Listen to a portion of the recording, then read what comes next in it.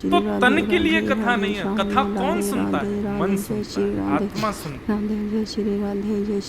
इसलिए कथा सुनना ये धर्म नहीं है, ये परम धर्म है। कथा कराना, कथा प्रधानता देते हो आप, मन बुद्धि को प्रधानता देते हो। तो भागवत जी क्या कह रही हैं? श्रीमद् भागवत की कथा सुनने के बाद मोस्टली आपका यह नियम बन जाएगा कि आप परम धर्म ही करो।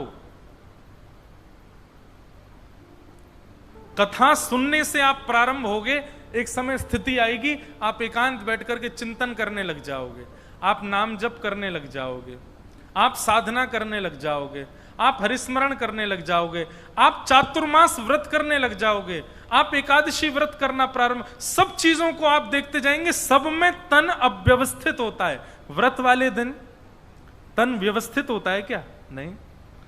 और दिन से ज्यादा भूख लगती है व्रत वाले दिन। कब है एकादशी? कल नौमी है, परसों दसवीं है, 16 को एकादशी। पर मुझे पता है निश्चित ही बहुत तगड़ा मेन्यू बना होगा एकादशी का भी।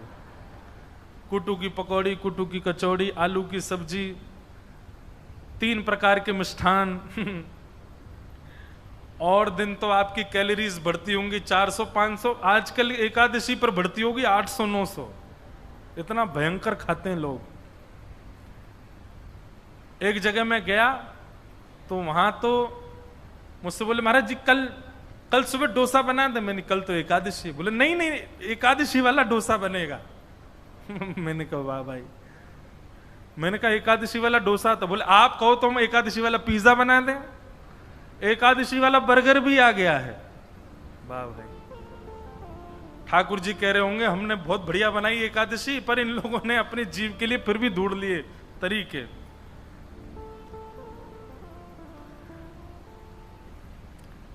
व्रत करना, नियम करना, नाम जप करना, अनुष्ठान करना, कथा सुनना, ये सब तन की स्थिति नहीं है, ये सब हम मन के भाव से करते हैं। यदि मन नहीं लग रहा होगा तो आप कुछ नहीं कर पाओगे, क्योंकि आपका तन रुकने ही नहीं देगा आपको वहां पर। यही सब परम धर्म कहलाता है। भागवत की सन्निधि में रहने वाले को परम धर्म करने में फिर दिक्कत नहीं होती, वो सहजता से करने लगता है और ज्यादा से ज्यादा परम धर्म करता है। उससे कह दो कंठ भर चंद्रभागा नदी के तट, नदी में खड़े हो जाओ तो खड़ा हो जाएगा। उससे कह दो तुम रोज 108 मालाएं किया करो, करने लगेगा। अरे कहां तक कहें, ये तक स्थिति चली जाएगी रूखी रोटी और छिलके वाली दाल भी मिलेगी ना तो आपको उसमें भी स्वाद आएगा। नहीं यही बहुत है, आपकी जिह्वा भी सम होती चली जाएगी। वस्त्र पहनने के लिए ज्यादा चटकदार मिले ऐसी आवश्यक, कुछ भी पहना दो आपको सब स्वीकार है। ज्यादा से ज्यादा सिंपल रहना प्रारंभ कर दो, क्योंकि आपका तन अभिमान त्यागने लग जाएगा, आप देहाभिमान शून्य होने लगोगे।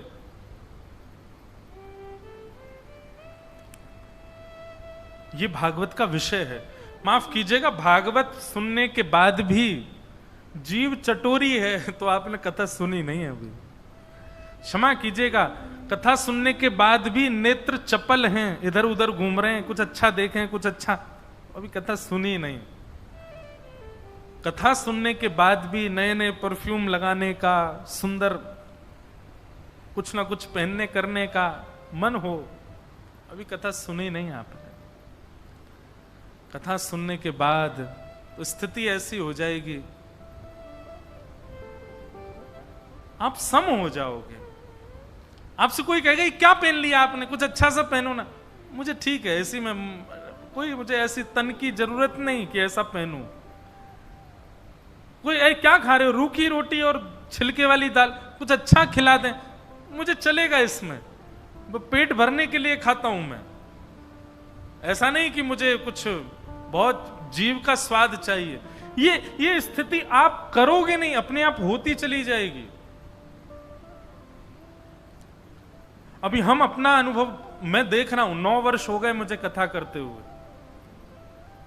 9 वर्ष पहले जब मैं व्यासपीठ पर बैठा, मैं 18 वर्ष का था उस समय, और उस समय हमारी भी खूब इच्छाएं होती थी, ऐसा खाएंगे, ऐसा पहनेंगे, ऐसा करेंगे, ऐसा सब घूमेंगे। कहीं भी कथा होती थी। मेरी दूसरी कथा न्यूयॉर्क में हुई और मैं रोज, मेरे को कोई मनहट्टन घुमा के लाए, स्टैचू ऑफ लिबर्टी देख के आएंगे, ये देख के आएंगे। अब कहीं जाते हैं तो अब इच्छा ही नहीं होती, नहीं बैठे रहें, क्या देखना ये संसार की वही तो बात है। कभी कभी ऐसा नहीं है, सब लोग जैसे बच्चे बच्चे मिल जाते हैं तो सबके खुशी के लिए करते हैं, पर उसमें हमारा मन नहीं होता, हमारी स्वयं की इच्छा नहीं होती। अब सत्य बताएं तो एक ही जगह सुख मिलता है, ठाकुर जी की कथा और ठाकुर जी की सेवा। बस इससे बड़ा सुख दुनिया में लगता है कहां पड़े हैं सब लोग, इससे बढ़िया सुख है क्या। ठाकुर जी नए नए श्रृंगार में बैठे हैं। ठाकुर जी, अभी तो मैं भारत आ गया तो मैं श्रृंगार तो नहीं कर पाता, मेरा तो अभी 2-2 जेट लैग चल रहे हैं मेरे। रात में 9 बजे नींद आने लगती है, वो कनाडा का जेट लैग चल रहा है। सुबह स्नान करने के बाद नींद आने लगती है, वो ऑस्ट्रेलिया का जेट लैग चल रहा है। 2-2 जेट लैग चल रहे हैं, तो नींद आती है बार बार। सेवा पंडित जी करते हैं, पर अभी विदेश में 1 महीना ठाकुर जी मेरे संग गए और उनका सिंहासन भी मुझे लगाना है, उनकी पिछवाई भी मुझे लगानी है, उनका भोग भी मुझे लेके जाना है, उनकी सारी व्यवस्थाएं मुझको करनी है। इतना सुख मिलता था उसमें। तो क्या होता है, जब आप भागवत के पथ पर चलने लगोगे, भक्ति पथ पर चलने लगोगे, धीरे धीरे धीरे धीरे आपका तन जो है ना, वो अपने सुख का विचार धीरे धीरे छोड़ता जाएगा।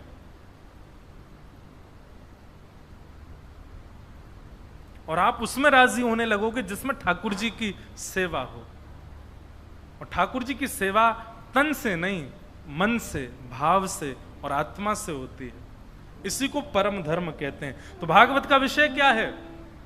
परम धर्म करने की ज्यादा से ज्यादा इच्छा होना, यही भागवत जी का विषय है। भागवत जी का अधिकारी कौन है? निर्मत सराणाम सताम, जिसके चित्त में मात्सर्य दोष नहीं है। मात्सर्य दोष किसको कहते हैं? किसी की उपलब्धि से पीड़ा होना, किसी की उपलब्धियों से आपको पीड़ा, उसको सीधी बात भाषा में कहें ईर्ष्या। ईर्ष्यालु व्यक्ति को ना तो कथा सुनने का अधिकार है और ना कथा कहने का अधिकार है। और ईर्ष्यालु व्यक्ति यदि कथा में आ भी गया, जिसके चित्त में ईर्ष्या बहुत ज्यादा है, क्षमा करें, वो कथा समझ नहीं पाएगा, उसको कथा पल्ले नहीं पड़ेगी ज्यादा। ईर्ष्या दोष से रहित, ये भागवत का अधिकारी। जैसे इस कॉलेज में जाना है तो इतने परसेंटेज चाहिए, उस जगह जाना है तो इतने पॉइंट्स चाहिए, ऐसा ऐसा सब होता है ना। ऐसे ही भागवत को स्वीकार, भागवत चित्त में आए, उसके लिए आपके अंदर एक गुण होना चाहिए। क्या? मात्सर्य दोष नष्ट होना चाहिए चित्त में, मतलब ईर्ष्या नष्ट होनी चाहिए। यदि ईर्ष्या चित्त में है, कितनी भी कथा सुन लो, आप पे फर्क नहीं पड़ेगा। आप काम को नष्ट मत कीजिए, क्रोध को नष्ट मत कीजिए, बाकी के दोषों को नष्ट मत कीजिए, पर कैसे भी करके ईर्ष्या को नष्ट कर दीजिए। ईर्ष्या नष्ट हो जाए तो बाकी के दोषों को नष्ट करने की जिम्मेवारी भागवत जी की है। आप बस ईर्ष्या रहित हो जाओ। ईर्ष्या रहित कैसे हुआ जाएगा? ईर्ष्या चित्त से जाए, इसका क्या उपाय है? जिसके प्रति ईर्ष्या भाव है उसके पास जाओ और उसको देखते ही उसी में ही विट्ठल भगवान को देखने लग जाओ। मन में ही विचारधारा कर लो कि ये कोई और नहीं है, साक्षात पंडरीनाथ भगवान हैं। केवल और केवल मुझ में ईर्ष्या प्रकट कराने के लिए ये मेरी परीक्षा ले रहे हैं, पर ये तो साक्षात विट्ठल ही हैं, साक्षात रुक्मणी रमण भगवान हैं। ऐसा मान करके एक बार उसको दंडवत कर लो। आप जिससे ईर्ष्या करते हो उसको दंडवत, वैसे तो ये हो नहीं सकता, मैंने बोल तो दिया मंच से, जिससे ईर्ष्या उसको दंडवत कर सकते हो आप। जितने लोग गला हिला रहे हैं इसका मतलब ईर्ष्या तो है।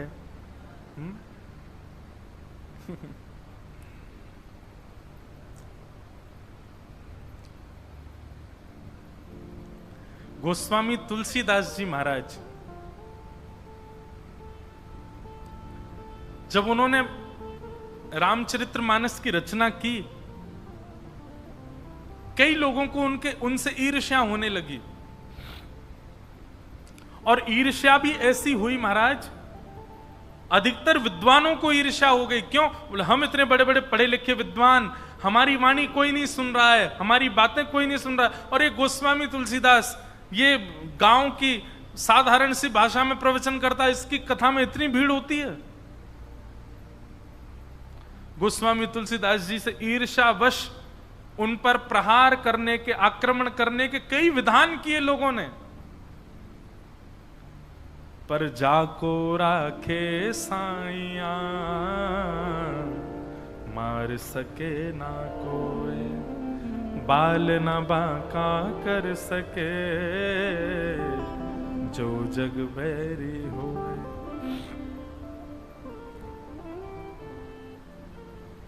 एक काशी के ब्राह्मण ने दो बड़े महंगे वाले डाकू बुलाए पैसा दे करके, और उनसे कहा कि तुम आधी रात में जाओ और गोस्वामी तुलसीदास जी का वध कर दो। दोनों डाकू बोले ठीक है हम कर देंगे। पैसा ले लिया खूब सारा। जैसे ही गोस्वामी तुलसीदास जी की कुटिया के पास गए, क्या देखा?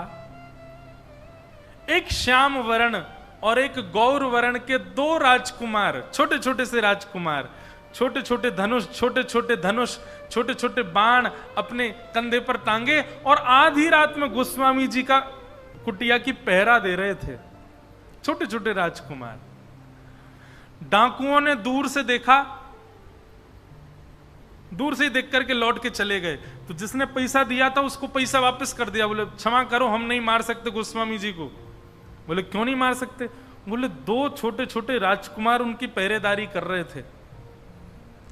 तो जिसने पैसा दिया उसने कहा मैंने तुमको इसलिए बुलाया था, इतने महंगे वाले डाकू, कि भाई अगर कोई रक्षा कर भी रहा होगा तो तुम उसको मार करके उनको मार दो, दो राजकुमारों का वध कर दो, उनको रास्ते से हटाओ, और तुम उनको देख के ही भाग आए। दोनों डाकू नेत्र बंद करके बैठ गए। बोले कि अरे उनका रूप क्या बताएं तुम्हें, ऐसे कमल जैसे नेत्र, ऐसी सुंदर लंबी नुकीली नाक, ऐसे सुंदर अधर, आहा ग्रीवा देख करके तो मन हो रहा था कि गले से लगा लें। ऐसे सुंदर सुंदर गदमदरा से हाथ, ऐसी सुंदर चाल, घुंघराले केश। अरे भैया उनको देख के डर के वापस नहीं आए हम तो गोस्वामी जी के पास वापस जाएंगे और जाकर के उनकी शरण में जाके कहेंगे कि उन दोनों राजकुमारों से हमें मिलवाओ। इतने प्यारे राजकुमार, हम तो उनके रूप पर मोहित हो गए। दोनों डाकुओं ने पैसे वापस कर दिए और दूसरे दिन गोस्वामी जी की कुटिया पे पहुंच गए और जाकर के कह दिया, बोले हमें अपनी शरण में ले लो, अपना शिष्य बना लो। गोस्वामी जी बोले काय को शिष्य बनना है? बोले आपके शिष्य बन जाएंगे तो आपके संग रहेंगे, आपके संग रहेंगे तो आपके बाहर जो दो पहरेदार रहते हैं ना रात में, उनको देखने का अवसर मिल जाएगा। गोस्वामी जी बोले कौन से दो पहरेदार?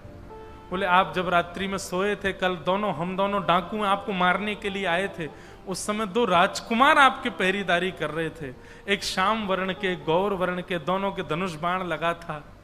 आहा।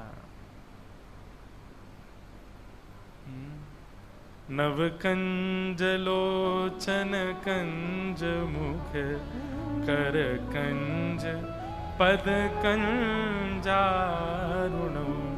श्री रामचंद्र कृपालु भज मन हरण भव भय दारुण। नव कंज लोचन कंज मुख कर कंज पद कंजारुण। कंज कहते हैं कमल को। गोस्वामी जी बोले बाहर पहरेदारी कर रहे थे। बोले हाँ, कैसा रूप था उनका? तो गोस्वामी जी ने जो लिखा है डाकू वही बता रहे हैं। आहा, मुख की आकृति ऐसी थी जैसे मानो कोई कमल हो, नेत्रों की आकृति ऐसी थी मानो जैसे कोई कमल हो। हाथ कैसे हैं? बोले जैसे मानो कोई कमल हो। चरण कैसे हैं? बोले मानो जैसे कोई कमल हो। सर्वांगीण अंग कैसा है? मानो जैसे कोई कमल का मतलब कमल की कांति, कमल का सौंदर्य और कमल का स्पर्श, सब कुछ बहुत अद्भुत होता है। कमल को कभी छू के देखो। दुनिया में सॉफ्टनेस जिसे कहते हैं ना, उसकी सबसे अधिक मात्रा होती है कमल में। उतना कोमल होते हैं ठाकुर जी, उससे भी अधिक कोमल है। ये सामान्य संसार के कमल इतने कोमल, तो साक्षात कमलपति कमलापति श्री ठाकुर जी कितने कोमल होंगे। गोस्वामी जी के नेत्र सजल हो गए और कहा, मैंने कोई पहरेदार नहीं रखे हैं, मैं जिनका यश गाता हूं, ऐसे ठाकुर जी को पता चल गया होगा कि तुम दोनों मुझे मारने आ रहे हो, तो वही रक्षा करने आए थे। अरे धन्य भाग्य भैया तुम दोनों ने जीवन में जरूर कोई पुण्य किया होगा, जो तुमको साक्षात राघवेंद्र सरकार के दर्शन हो गए। दोनों डाकू मन में विचार करने लगे, जीवन भर डकैती करी हमने, जीवन भर गलत काम किए हमने, लेकिन केवल गोस्वामी तुलसीदास जी को मारने की सुपारी मिली और हमने स्वीकार कर ली, यह भी पुण्य में परिवर्तित हो गया और राम जी के दर्शन हो गए हमको। तो ईर्ष्या नहीं। ऐसा प्रसंग आता है गोस्वामी जी के भाव में कि जब बहुत अति हो गई, गोस्वामी जी पर बहुत ज्यादा ईर्ष्या करने लगे लोग, तो गोस्वामी जी काशी छोड़ करके चले गए। और जैसे ही काशी छोड़ करके गए, तो जिन जिन लोगों ने गोस्वामी जी को प्रताड़ित किया, उन सबको काशी विश्वेश्वर भगवान विश्वनाथ भगवान ने महाकाल रूप में दर्शन दिया। त्रिशूल लेकर के, त्रिनेत्र खोल करके भयंकर क्रुद्ध में भर के दर्शन दिया और दर्शन देते हुए कहा, अभी जाओ, जाकर के चरणों में क्षमा मांगो गोस्वामी जी से और उनसे कहो कि वो वापस काशी आए। यदि गोस्वामी जी काशी लौट करके नहीं आए तो नूतन प्रलय हो जाएगा, सब जल करके राख हो जाएगा। तो ईर्ष्या तो कभी करनी नहीं है, और कहीं गलती से भी ईर्ष्या आप किसी वैष्णव से करने लगे तो स्थिति क्या होगी अभी सुन लीजिए। आपको क्या पता, आप जिससे ईर्ष्या कर रहे हो कहीं वो वैष्णव हुआ तो, कहीं वो भक्त हुआ तो आपके भाव नष्ट हो जाएंगे, आपकी भक्ति नष्ट हो जाएगी। इसलिए ईर्ष्या का दोष चित्त से निकालो। निर्मत्सराणाम सताम, मात्सर्य दोष से रहित जब तक नहीं होंगे हम, तब तक भागवत के अधिकारी नहीं बन सकते।